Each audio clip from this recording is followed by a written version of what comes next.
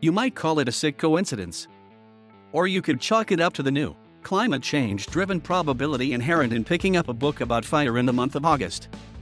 Regardless, I began reading Lizzie Johnson's Paradise, One Town Struggled to Survive an American Wildfire, a harrowing account of the 2018 Camp Fire, which burned the Butte County town of Paradise to the ground, just as another Northern California town, Greenville, was almost completely wiped off the map by another mega wildfire.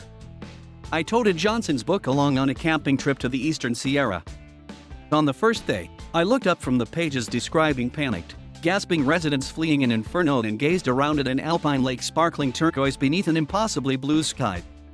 I remembered the campfire. Its smoke blotted out the sun in San Francisco for days and pure air quality shuttered schools for hundreds of miles, but here by the water and the sun, it seemed like a piece of distant history. By the afternoon of our second day, however, as I read about how the Paradise residents grappled with the devastation, whether to rebuild, and how to hold Pacific Gas and Electric, the utility whose power line sparked the fire, responsible, I closed the book and blinked with dismay.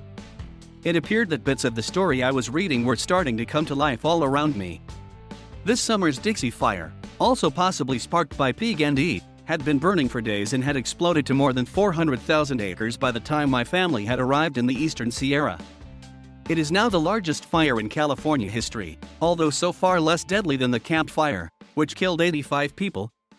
The Dixie had mostly been sending its smoke east to choke residents of Denver and Salt Lake City. But the prevailing winds had shifted, and noxious clouds were cascading hundreds of miles down the spine of the Sierra.